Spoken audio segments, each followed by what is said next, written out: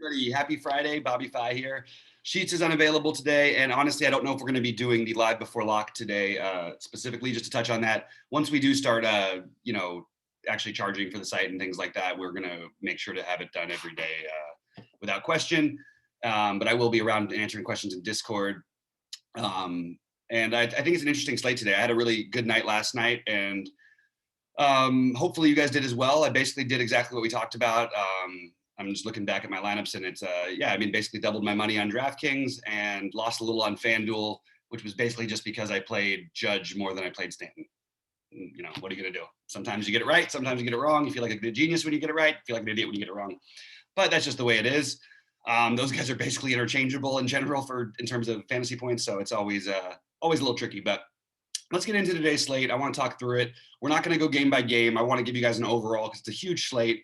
And going game by game on my own is not the same thing as doing it with someone else when you're going back and forth about ideas, trying to come up with what you want. But I've got a pretty good outline of what I want to do. So let's share my screen and we will get into it. So basically, I am starting my lineups here. This is my value. You can mix in a bunch of different other value guys to name a few.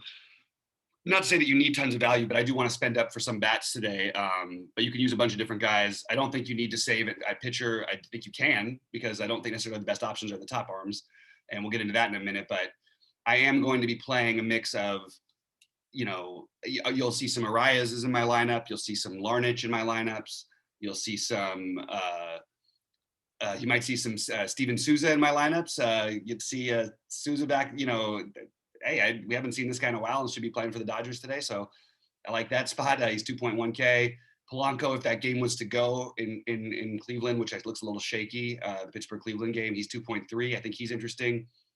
You've got Keen Wong as part of Angel stacks, which I think are kind of interesting today at 2K as well.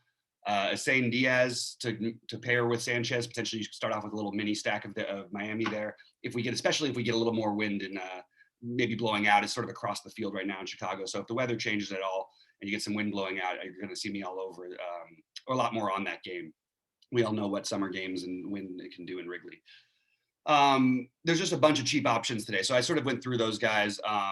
Guys who I like in the mid-tier include guys like Paul Goldschmidt, who, even though I don't like to pick on Fried very much, I do think that he's just historically a very good hitter against lefties. He hasn't done much this year against lefties, but I'm still willing to bet on the long-term results at 3,700. It's just a little too cheap. I know it's not been the best year for him, but I do like Goldie. Yastrzemski at home, not my favorite place to play players, but you see that he's just at 4,400, and he's been hurt partly this year. He hasn't played as many games, hasn't been quite as good, but I do think the talent level is a little better than the price tag. So I like those guys as some mid-tier options.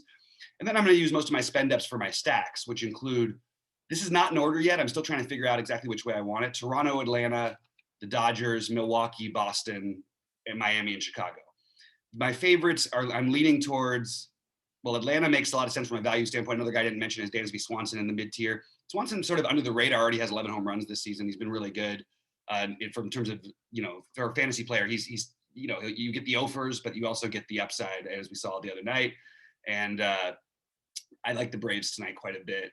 Against Carlos Martinez. We've seen him come back down to reality after having come back down to earth after a low strikeout pitcher against the Braves is always going to catch my attention, I guess, is the bottom line. But Toronto, I actually tend to prefer playing Toronto at home because they have the great park and everything.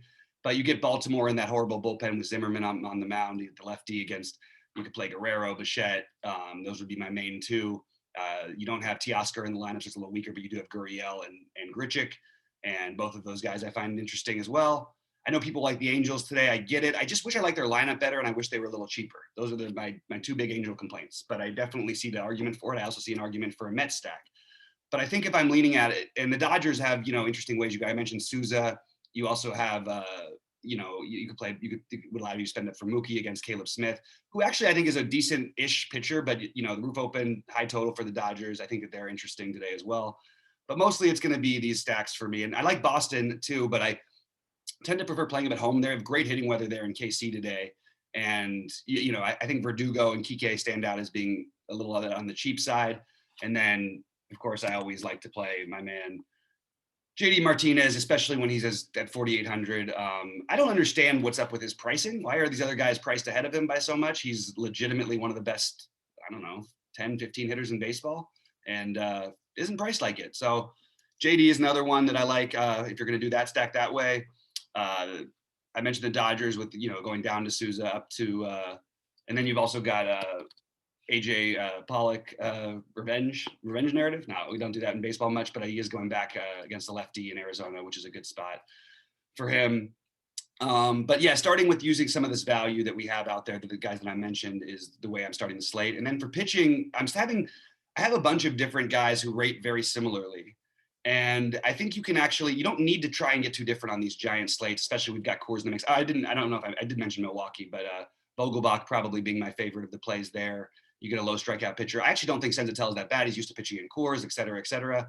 But it is still Coors, great hitting weather. You've got a low strikeout righty against a team with a couple of good lefties, Yelich. You could easily build this stack around that. Start off with Vogelbach, Yelich, and then you can go from there. And we play Narvaez as a catcher, and then you're already on your way. I do think, like, just talking through the pitchers, I think Trevor Bauer, I hate to, this is like, Trevor Bauer's on my team. He's, awesome. Everything like that is great. He hasn't been anything near the same since all of this Gook stuff came up and they started talking about cracking down on it and everything. You see him no 20 fantasy point outings in his last 4 starts. A couple of those were tough starts. A couple should have been pretty easy for him, St. Louis and Texas especially. And he just hasn't quite been the same since then. So I'm a little bit concerned there. I also think you can get much lower ownership and a guy with the same K prop in Corbin Burns at 10-2. So I like that. I like that as a long shot play. Maybe it's a little too cute for this slate, but Corbin Burns, I mean, all you have to do is just see what this guy's done this year, and he certainly would make some sense, even in Coors. Obviously had a bad outing the last time out. It's going to happen to everybody sometimes, but we know that there's a ceiling here, and we know that as much as they might scare some people sometimes, the Rockies are obviously better at home. But this is not a lineup that I'm afraid of attacking, even in Coors, as I've done before. And same thing with Milwaukee, if I like the other side, but I happen to like the Milwaukee side of the hitting a little better. I think the main ones are going to be Robbie Ray and Berrios. I think if you're playing cash, those would be the 2 guys you use. You get you got another guy who's probably going to strike it, probably going to throw 5 or 6 innings and strike out, 7 guys. He's been much more consistent this year. You see all the outings in the 5+ range. We haven't seen him get that weird blow up. Of course, you could get, you could argue that against Baltimore, a good hitter's park, but again, he's pitched at a great hitter's park all season long.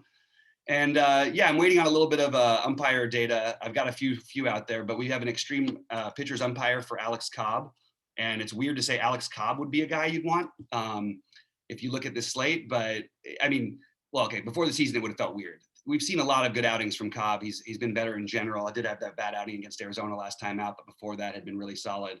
It's a little pricey to pay for him when we could just spend a little bit more to get to some real studs. So I'm probably not going there, but I do like the pitchers ump, and you get Detroit, so you have a lot of upside there just based on the matchup. Chris Paddock, another one who's showing up as a medium potential play for me. But the main guy is Berrios at 8,500 against a weak Texas lineup. I think the early projections have him lower than I think where he'll end up, but I do think he'll end up being fairly owned. I don't mind eating a little bit of chalk at pitching. There's enough places you can go today, but Berrios, Ray, Bauer, Cobb, Burns are my main guys as of right now. And I will mix in, maybe I considered Fried even on the other side of that St. Louis game, but I don't think I'm going to get there. He's just not good at, on 15-game slate, you want more upside for K's on a slate like this. So I don't feel like he really has all of that. We do have, by the way, Mike Estabrook in Coors, who's an excellent pitcher's umpire, even though it's great hitting weather. And again, Corbin Burns is just a guy who I don't mind deploying in any stadium. I'm sort of taking more chances like that this year, and I feel pretty good about it. But it's an interesting slate. There's a lot of different ways you could go. I mean, there's guys like one guy who I thought about getting cute with until I realized that. I don't even know that I realized. I don't think you can get to like walk. I don't think they're going to stretch him out. I think he's just going to pitch a few innings. I just don't see the value being good enough. I think there's an upside maybe for Jameson Taillon, maybe Vince Velasquez. It's just a lot of maybes for me. So I'm probably going to play the guys I feel safest with, which are Berrios. And I don't know if I should ever use the word safe with Robbie Ray, especially when the team is like a 4.4 total or whatever it is. It is dropping a little bit. But he's on my radar. And then you could always play a low owned Rodon. I'm not going to do that. I think I'd rather go with Burns or Bauer at the top. It's just, it's weird to say because you don't love a lot of the pitching, but and even Luis Garcia, by the way, is in play against the White Sox. Luis Garcia has been really, really good this year, just in real life. And, he's got the K upside. You've got the White Sox who can strike out. They're a good hitting team, but they can strike out as well. Obviously playing in Houston, not, sort of a middling to poor hitters park. And we don't have the umpire data there, but those are the guys. Again, Berrios, Ray, Cobb, Bauer, Burns are my favorites. I don't love any of them, and it's weird because I don't really want to attack a lot of spots. Pivetta is really good against righties against a pretty righty dominant team. They just don't strike out ever, so it's hard to want to play him. It's just nothing really seems like a must. We need to do this. We need to do this to me. So those are the guys who I'm sort of come to peace with playing, and that's sort of the way I'm going. So it's pretty easy to get in most of the things you want if you play these values that I mentioned. I'll just go through them again. Sanchez, Almonte, Arias, Larnach, Goldie is a middle tier one. Even guys like JD I mentioned are underpriced, but they're still, expensive at 4,800, but really underpriced for what JD should be. And I just think this is a really good spot to try to get, maybe a low owned. Every stack is going to be lowish owned. That's the funny part because it's just there's too many spots to try and get everybody. I do think the Dodgers will be extremely low owned, so I like that a little bit. But I think that mostly for me, I'm going to end up with Toronto, Atlanta as my main ones, mixing in some Boston, Milwaukee, then the Dodgers. And then I just want to see what happens with the weather in that Miami game because we could get, literally, you could start off like this. And where is he? There he is. And you immediately you spend on whatever you want. You got the minimum cost guys, and you can basically do exactly anything else you want if you just play these guys. If we do get the wind to blow out in Chicago. But that's what I'm doing. That's sort of a quick sum up of the slate. Hopefully everybody had a good night last night. Hope you have a great night tonight. And if there's any questions, I'll be in Discord. So pop them in all day. And good luck to everybody tonight. Let's crush it.